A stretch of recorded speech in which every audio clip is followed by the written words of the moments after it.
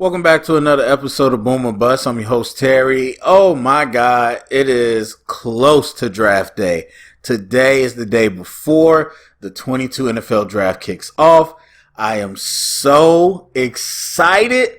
Yes, if you've been listening, then you know how I feel about the NFL draft. There's plenty of good NFL draft content on the channel. Check it out as you get ready for tomorrow.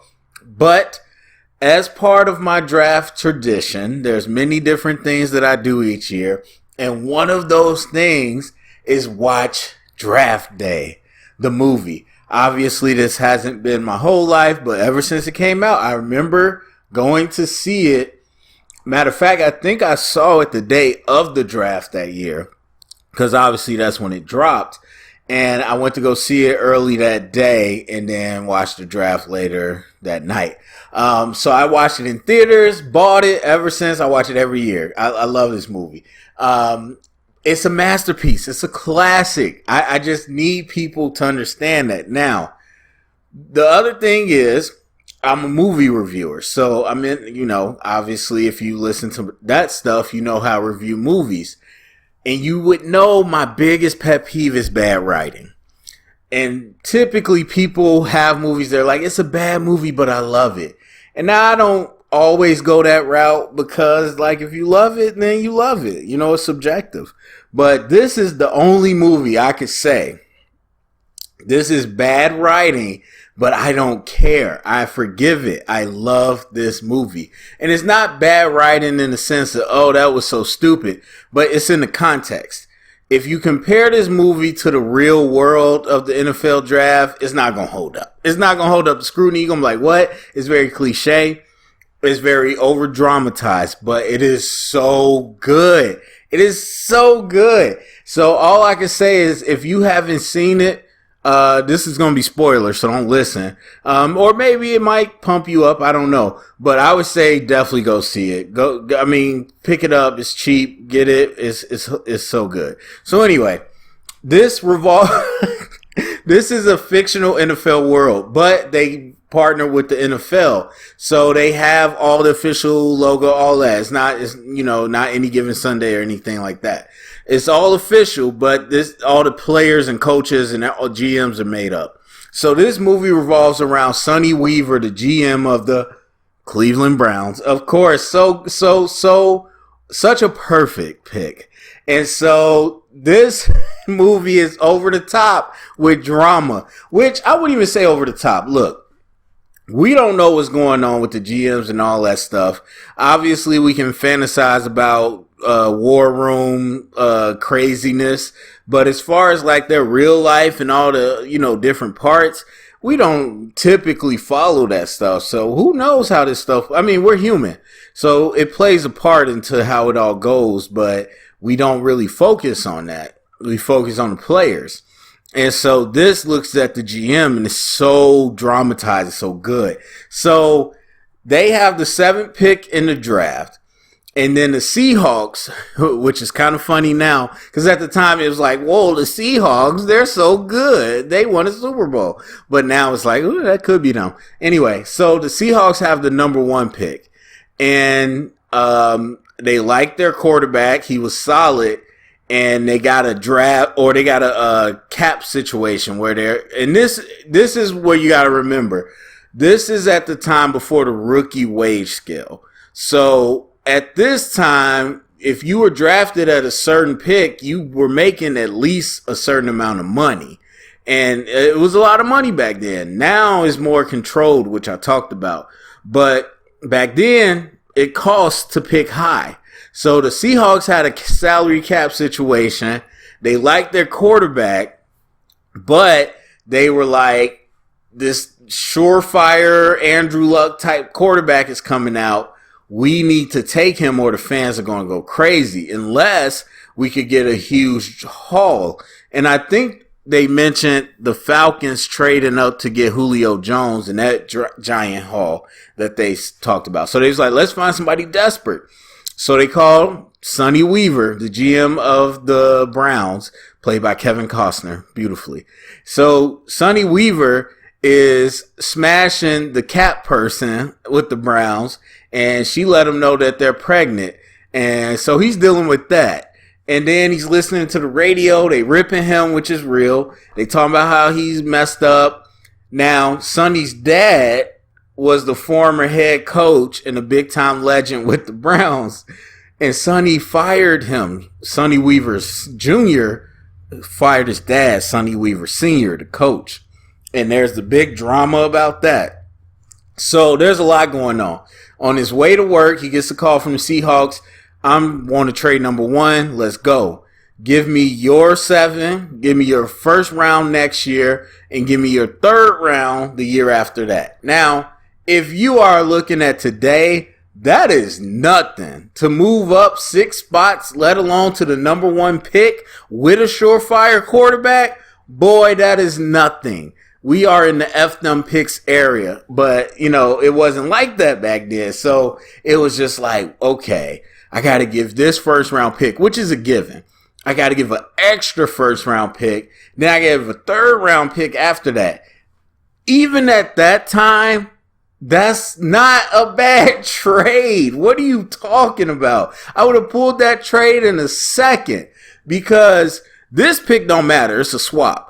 But next year, okay, you don't have a first round pick, but you got a franchise quarterback. Then the year after that, it's the third. It ain't even a first and a third in the same year. They're 2 separate drafts. Like, F that. Here you go. I'll do that. But Sonny says, no, y'all wild. Then he goes into the office. There's a bunch of crap going on. They got a new head coach with the Browns who came from Dallas as an assistant and won a Super Bowl. So now he's the hot prospect. And so he comes to Cleveland and he's clashing with Sonny Weaver. He's like, look, I don't want this. I want this. I want that. And then the owner's like, we need to make a splash. We need to sell some seats. We need to give the people some hope. I want Bo Callahan. And so Bo Callahan's the quarterback, the number 1 pick. So after all this pressure, Sonny calls the Seahawks back, says, let's make a deal. The Seahawks say, that deal is old. Here's the new deal. You got to give me this number 1, next year's number 1, and the number 1 after that. No longer a third round. And he's like, no, I can't do that. Oh, my God, no. And then he pulls it off. He does it. He's desperate. So, again, a surefire quarterback. Swap first round picks, whatever. Next year, I don't have first round. The year after, I don't have first round. Sounds a lot like the Rams. So, to me, again, okay, yeah, it's not horrible. It ain't great, but it ain't horrible. But back then, it was like, oh my God, you just traded away the whole farm. And so he does that, and he has the number 1 pick, and everybody's freaking out. And then he says, okay, let's get to work on Bo Callahan. Let's really make sure that there's nothing we're missing. Now, I'll give the movie this credit because that's ridiculous. I don't care if you're at 7. If you need a quarterback, you're going to know everything about the number 1 quarterback. It doesn't matter if you don't think you could get him. You're going to know all the things you need to know. And so the fact that they're like, it's draft day and we're now looking at the quarterback is ridiculous. But the movie owns up because Sonny says, that's my fault. We don't know as much as we need to know. So anyway, the whole staff goes into a frenzy trying to dig into Bo Callahan, make sure they can find nothing. And that's a good chunk of it. He's got the other drama in the middle. His mom is there trying to spread his dad's ashes. He's trying to talk with the Cap person about their baby. It's great. Buffalo calls at one point. The Bills call and ask him if they want number 1. They was like, yeah, Seahawks had it, but now you got it. We want it. And it's just like, okay. So they try to give him 2 solid players and a first round pick for next year, trying to, whatever. The coach is like, look, I could have got our guy. The guy I want at 7, we could have had. Now you gave up all these picks. We don't have a future.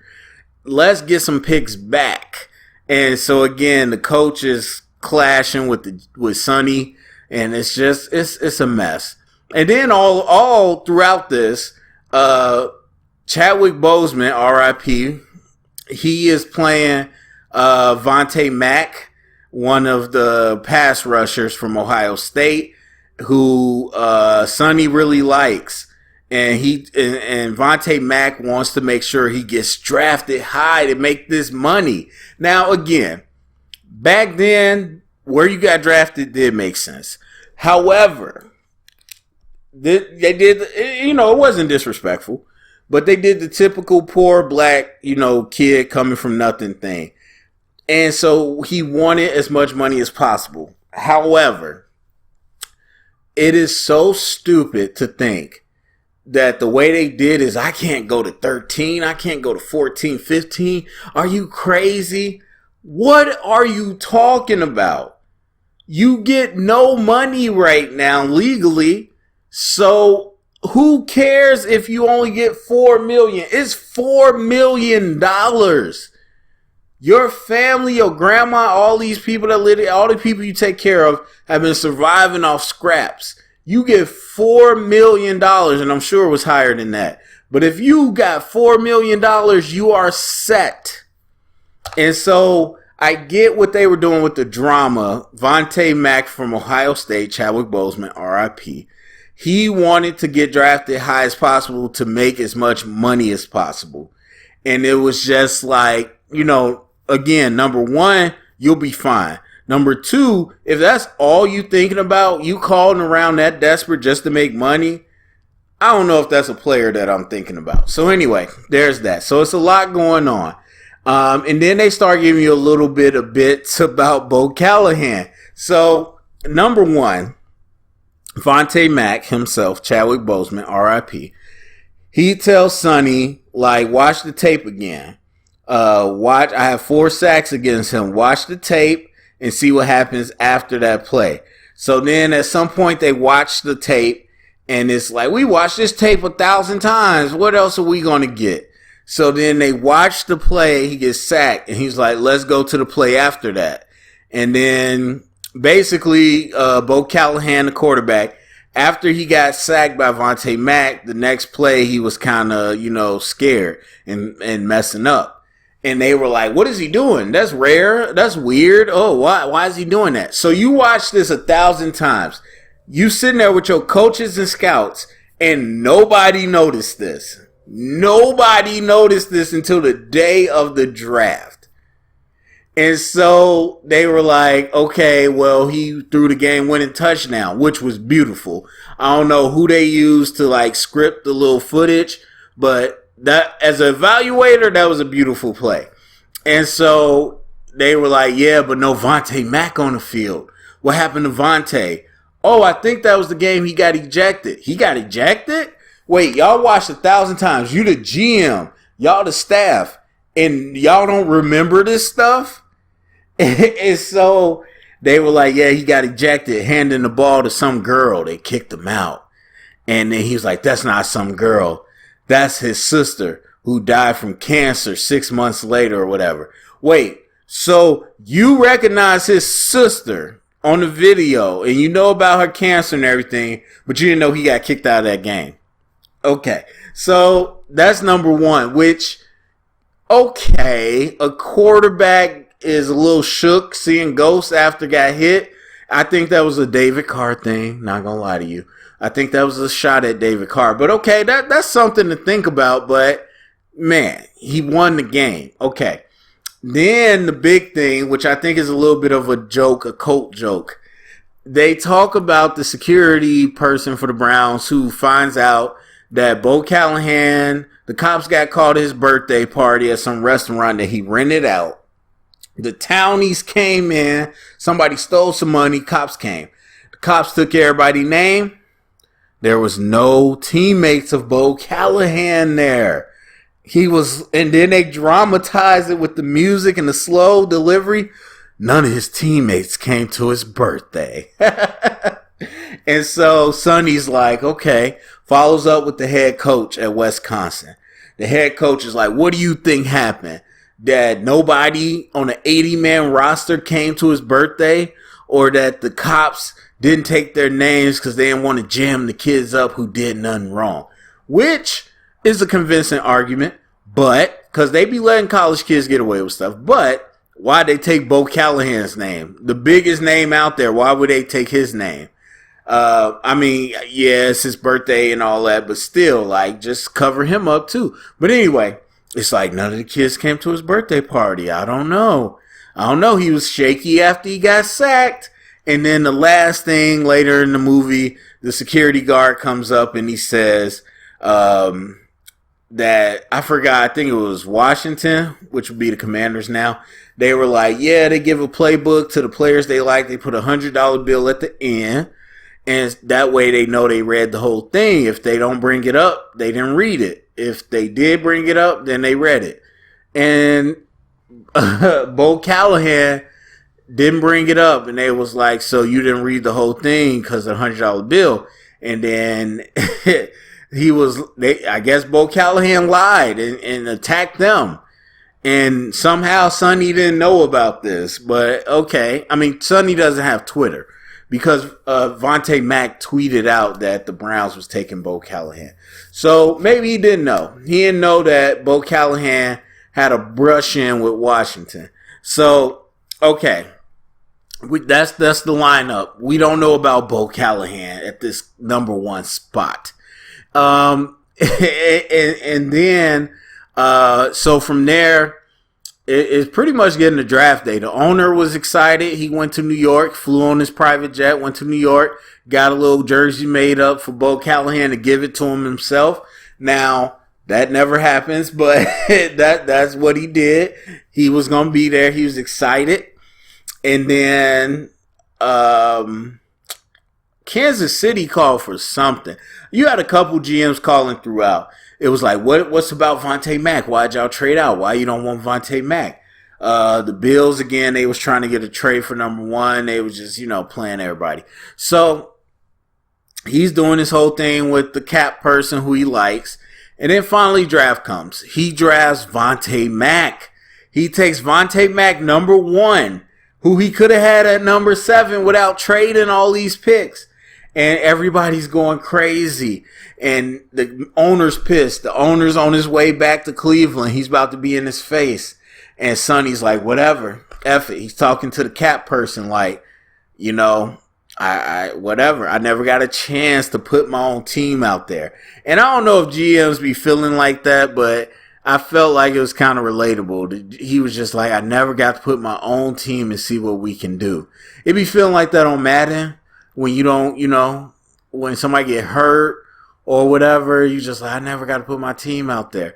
And then also, let me also say, they have a quarterback who was good, but got hurt. So he won them the first 5 games, and then he was out the rest of the season with a knee injury. But apparently he's squatting crazy. He's benching crazy. He's got 15 yards on his throw, according to one of the receivers. So he's in the best shape of his life, and he wants to be the quarterback. But he got pissed, said trade me once he heard that they traded for the number 1 pick. And I'm not going to lie, it sounded like Baker Mayfield in some type of way. It sounded like Baker Mayfield. I'm not going to lie to you. It was just funny. And so he's there, and he wants to be traded. He doesn't want to be there with Bo Callahan. So he's like, F it. We going to roll with it. Then the coaches are like, Sonny, you won't believe what's happening. So Bo Callahan, a bona fide number 1 QB, starts falling down the board. Once the Browns don't take Bo, everybody's scared. It messed up the draft. Nobody knows what to do because Bo Callahan is falling. Now look, if let's just say Trevor Lawrence, number 1, last year with the Jags. Let's say the Jags said, nah, we're not going to take Trevor Lawrence and went with somebody else.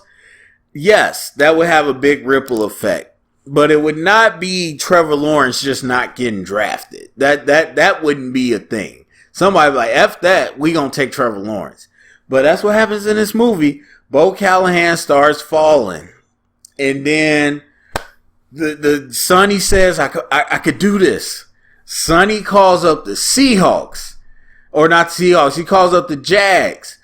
Because there's like 4 or 5 people that passed on him. Now, you got the Seahawks at 7 in Cleveland's original pick.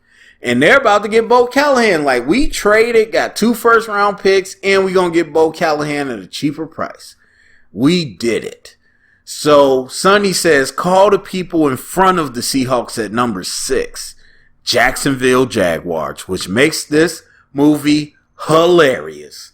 They have a new GM, and he got a lisp, and he don't know what he's going. Sonny, what the hell's going on? Tell me what's going on. What's going on? Everybody's freaking out. What do you know that I don't know? And they play it up like the NFL draft is some real. It's like a detective thing.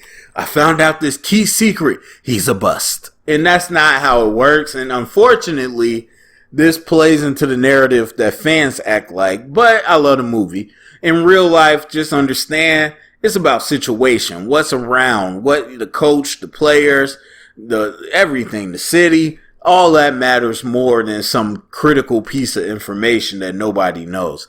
But that's the way they play it. So he fleeces the Jags. He gives them what? He gave them 3 years of second round picks for number 6. I don't know. I've been watching the draft a long time, and I still think about this scene. If you had the number 6 pick, and a team wanted to give you 3 second round picks, so you don't pick in the first, but you pick twice in the second round, you got an extra second round next year and an extra after that. Is that worth the 6th pick? I don't think so. But clearly they were saying that they fleeced this guy. So, and they was like, Bo Callahan might be a bust. You don't want to take him. And you beat a donkey. You know you take a bad quarterback, it's over with. So whatever. They fleece the Jags. They get number 6. They give up their second. So now they don't have 3 years worth of first or second round picks, which I've seen worse. But in this movie at the time, this is nuts. So he calls the Seahawks, and the Seahawks like, yeah, we about to get Bo Callahan, baby. And they like Sonny Weaver Jr. He's like, not so fast. We got the 6th pick, and we gonna take Bo Callahan unless you want to make a trade. Now here's the dumbest part of the movie, which I didn't realize to this time I just watched it. Okay, you had number 1 and you passed on Bo Callahan. Clearly there's something you don't trust about Bo Callahan. But at the same time, Sonny goes on to say, I think something's wrong with the kid. You don't, and you want him, so let's make a deal. Why would you tell them you do not like Bo Callahan? You could have just said, I like Vontae Mack more. And now I love Bo Callahan. We're going to get him too unless you want him more. But no, he says, I don't want him. So if I'm the GM of the Seahawks, I'm calling your bluff. You think he's a bust? Take him. And if you don't, I'm going to get him. If you do, I get a good player at 7 plus your first round picks. But it's a movie. So they dramatize it up. And he's like, well, we're going to steal Bo Callahan. You better get him. He's like, all right, what you want? Sonny says, I want my picks back. I want my first round picks back. You get 6, we get 7. And I want my future first back. Seahawks are like, you crazy. And then he's like, look, no harm, no foul. We all start off where we were. You get your guy, and he's cheaper than getting him at number 1. So he says, okay, let's do it. Then he says, wait. What else we want? He talked to the team. What else we want? Putney, the kick returner. Putney will go down in history. David Putney. And he was like, that was random. Where'd that come from? Just because I feel like it. Now give me my picks. And they make the trade. Seahawks get Bo Callahan. Also, the Seahawks fans were pissed that the Seahawks didn't go with Bo Callahan. So there's that. But Seahawks get Bo Callahan. The Browns, they take Ray Jennings, I forgot, the running back that the coach wanted. Played by Arian Foster, Houston, Texas. Great running back. Terry Crews was his dad. Oh, my God. And so they get Vontae Mack. They get this running back that the coach wanted and the pass rusher that the GM wanted. They get their picks back. All is well. They had a draft party. They go out there on game day. It's beautiful. The movie's hilarious. The movie is, like, some of the stuff you like, that is so ridiculous. And then some of the stuff is just funny and over dramatic. Again, Terry Crews is playing Arian Foster's dad. Arian Foster is playing a college. I don't even know if he was at the peak of his career. He had to be 6 years in. So Arian Foster is like 29 playing a 21-year-old. And then Sean Diddy Combs was the high-powered agent for Bo Callahan. Now, it's almost like South Park or Simpsons, a little commentary. Because Rich Paul, not gonna lie. But anyway, at the time, it was just like, wow, this movie is out here. This movie is out here. And I have to watch it again. But I'm pretty sure Sam Elliott, the actor, the deep voice guy, he was not only the head coach of Wisconsin that cursed out Sonny, but I think he also was his dad. They only showed a picture of Sonny Weaver Sr., but I'm pretty sure that was Sam Elliott. That's just hilarious. But yes, who do you got? You got the Browns, of course, the Seahawks, of course, the Bills, the Chiefs, and the Jags make an appearance. That's all AFC teams but the Seahawks. But anyway, so yes, very good movie. Love it. So hilarious. It's a classic. Anyway, again, have you seen Draft Day? If you have, what were your favorite parts? Did you hate it? Did you love it? If you haven't seen it, please go see it sometime during draft season. It's so funny. Share it around, get the conversation started. Thumbs up, subscribe, and thank you for listening.